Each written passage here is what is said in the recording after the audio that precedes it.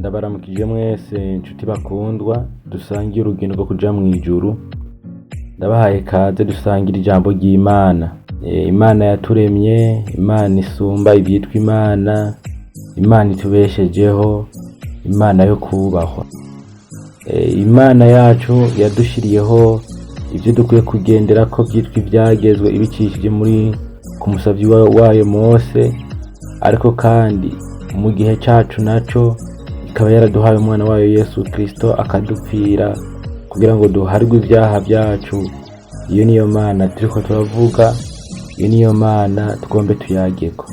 Ndaguhaye kaze rero hano kuri ino chaîne yacu.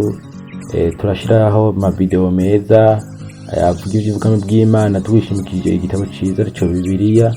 Urahawe kaze, nimutari bwakora subscribe canke s'abone kugira uzohore wama ubona izindi video. Kaze mu izina rya Yesu. Tugomba uyu munsi tuvuge kuri kino kintu cyo kubesha.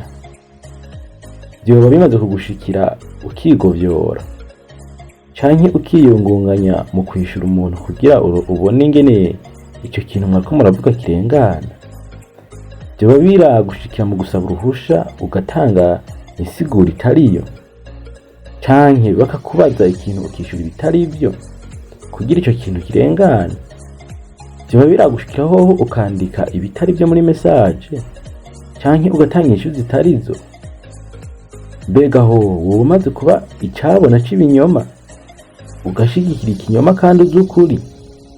Tugomba turabe ico Bibiliya ibivugako. N'aya majambo meza tugombe tuvugane, turabe n'ingaruka zayo. Muri Yohana igice c'8 ku murongo wa 43 niho tubona intango canke ahavu kubesha. Iki gituma mutamenya imvugo yanje, nuko mudashobora kumva ijambo ryanje.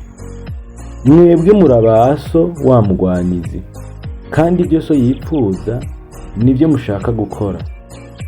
Uwo yahereye ubwa mbere na mbere ari umwicanyi, kandi ntiyahagaze mu kuri, kuko atakuri kuri muri we. Iyo avuga ibinyoma avuga ivyiwe, kuko ari umunyabinyoma kandi ari we se wavyo. Ariko jeho kuko mvuga ivy'ukuri ntimunyemera.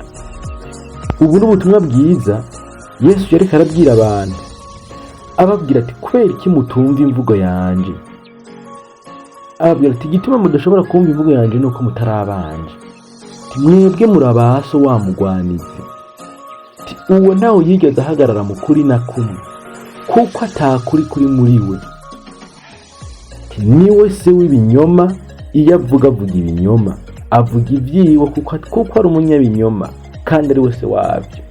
Birumvikana yuko ibinyoma biva ku Murwanizi ari we Satani, kandi umuntu wese avuga ibinyoma uwo wa Murwanizi.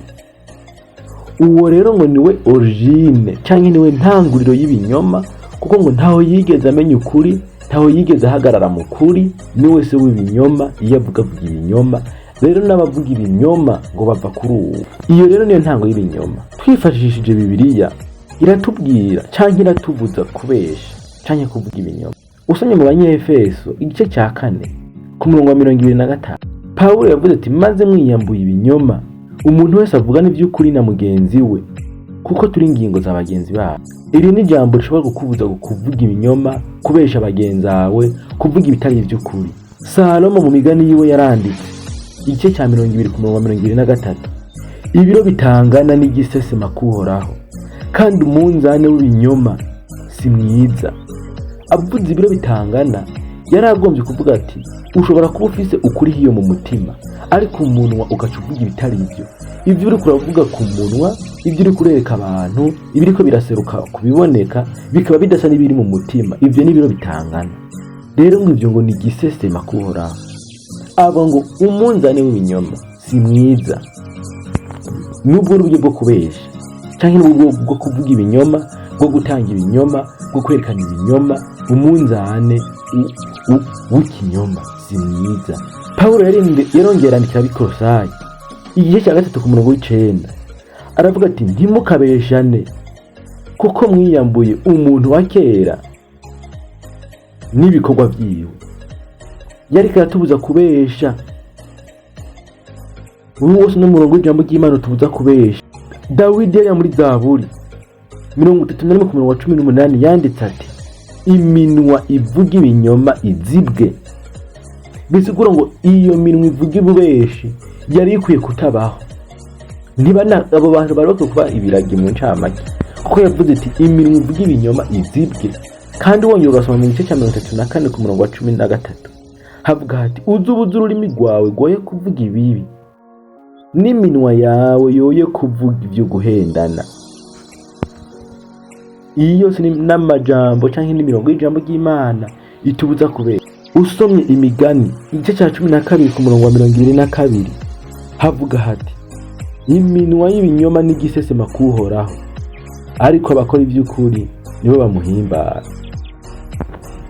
Uzubuza akanwa kawe by'ukuri koye kuvuga ibyo guhendana, Imana ntibiyihimbara. Ijambo ry'Imana rivuga ngo niwe nzira niwe kuri. Tuvuga ukuri, abavuga ukuri ngo baramuhimbara. Mugabo hano havuga ngo iminwa y'ibinyoma n'igisesema kuhoraho. Reka dusome none umurongo wo mu Migani 11 ku murongo wa 1 havuga ngo umunzani ubesha n'igisesema kuhoraho, ariko ikiro cy'ukuri kiramuhimbara.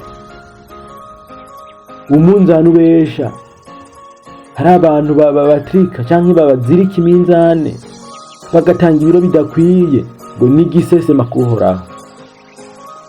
Reka turabica Imana izokora ku bantu babesha. Ndakwibutsa kugira sabone, hano tuhacisha ibintu byinshi, amasije atandukanye, dufatiye ku ijambo ry'Imana, dufatiye no kuco Bibiliya itubwira.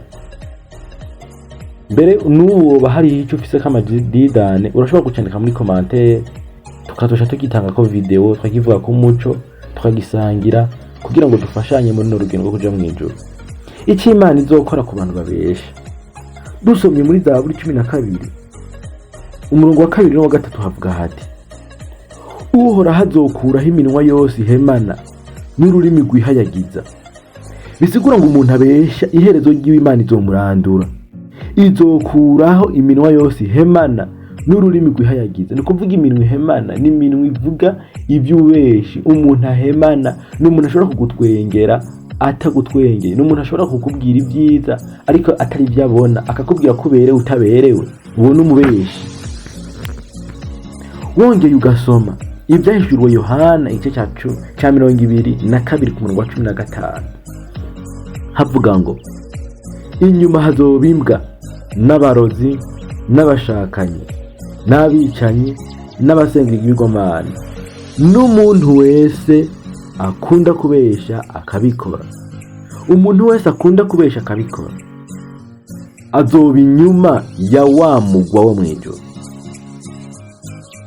Twongeye tugasoma mu byahishuriwe Yohana nyene igice cya 21 ku murongo wa 8 havuga ngo ariko ibijora n'abatizera n'abakora ibizira n'abicanyi n'abashakanyi n'abarozi n'abasenga ibigirwamana n'abanyabinyoma bose umugabane wabo n'umuriro n'amazuku. Uzoba muri cya kiyaga caka umuriro n'amazuku. Nico rupfu rwa kabiri. Iyo n'ingero y'abanyabinyoma, iyo n'ingero y'ababeshi. Ahandi hatubwiye ngo bazoba inyuma ya wa mugwa. Byumvikana ko kubesha Imana ibyanka kandi ko ababikora bazorangiza nabi. Twese twifuza kuzoshika mu ijuru. Umugabo ijambo ry'Imana riratwumvishije ko abanyabinyoma bose umugabane wabo ni muri cya kiyaga caka umuriro n'amazuku. Ico kirango ngo rupfu rwa kabiri. Tuvuze urupfu rwa kabiri mwumva yuko ari uguhoba ubwami, kuko ijambo ry'Imana ritubwira ngo harahiriwe umuntu hari mu mugabane wo kuzuka kwa mbere. Ni kuvuga abantu urupfu rwa kabiri ataco ruzobagira, abo bantu nibo bazoshika mu bwami. Rero mwihane kindi kintu cyo kubesha, wemere uce mu bikomeye ariko uvuga ukuri, wemere bikugore cyangwa ariko uvuga ukuri, wemere uhanwe ariko uvuga ukuri. Naho wowe uri umunyeshure reka gusaba impusha udusabira ku binyoma. Hariho abantu no kwa muganga bagenda bakabesha kugira ngo barihe make. Hariho abantu bagira ordonnance médicale batagwaye ari kugira ngo bagende basaba impusha hanaka. Emera uhogwe ukuri, emera ubuzima bukugora ariko uce mu kuri, kuko n'ubundi gukurikira Yesu Yesu yavuze ati mwikorere umusaraba munkurikire. Byumvikana yuko atari kwama turi mu mahirwe iminsi yose. Vuga ukuri, kora ivy'ukuri, kora ibiroranye. Ahandi Bibiliya itubwira ngo Yesu muri we nta mwiza na mukeya uriyo. Bisigura ngo Yesu ni umuco kandi agendera mu muco, agendana n'abantu bari mu muco. Abakora ibizira canke abanyebinyoma bose bari mu mwiza, baracari mu mwiza, ntibarakirwa n'umuco no gushitsa uyu munsi. Mwirinde kuvuga ibinyoma kugira ngo amaherezo yanyu azabe meza. Mwirinde kubesha, mwirinde guhenda bagenzi banyu, mwirinde gutanga inkuru zitarizo, mwirinde kurementaniriza bagenzi banyu, mwirinde kuvuga iby'ibinyoma. Imana iravyanka kandi ababikora ntibazobona ubwami. Ryari ijambo ry'Imana dusangiye. Mbega mwumvise biguhimbaye? Mbega wumvise hari ico wungutse? Mbega wumvise twoshishikara kumenyesha n'izindi sije dufatiye ku ijambo ry'Imana nk'uko? Murashobora kutwandikira muri commentaire kugira ngo mudutere intege canke kugira ngo mutumenyeshe canke uvuge icyo ufise kamadidane canke ikindi kintu wifuza ko twovuga ko. Umwami wacu Yesu Kristo abahezagire.